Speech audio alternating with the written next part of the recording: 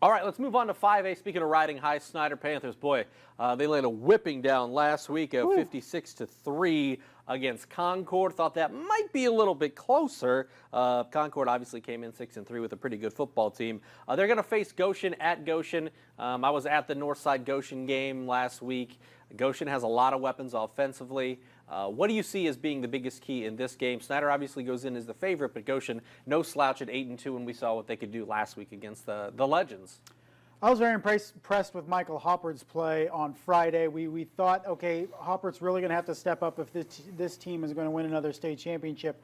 At least through one game, he's really shined and stepped up well. Even running the ball, he was able to get loose a couple times. That is the key for me, Snider, offensively, is whether they have that running game and the passing game going. And through one game, it looked very impressive. I don't know if Snider's defense is going to allow enough to really keep this game close. I mean, we were very impressed with what Snider was able to do last week.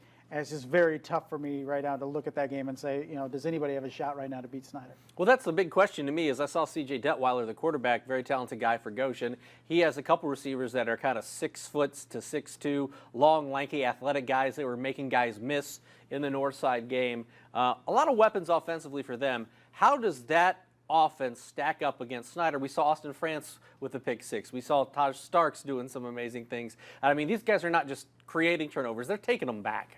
Yeah, definitely. That's what's so tough, because we talk so much about that defensive front of Snider and just how disruptive it is. But Austin France has been there all year. He started as a sophomore last year, but now those younger guys on the linebacker core on either side of France are developing and playing with confidence. And then that back end that returned all those guys from last year, all 4 starters, are feeling confident as well, led by Dom Slaughter, but you mentioned guys like Taj Stark. So this is a very confident Snider defense right now, that after that Dwenger game and the challenge they had, and maybe they came out a little flat in that game, have just played exceptionally well. If you take a look at the scores for Goshen in weeks past, the one that sticks out is 28-25 against Concord in week 5. We saw, so obviously those teams are, you know, that was a long time ago, but somewhat comparable in terms of their talent level based on that score.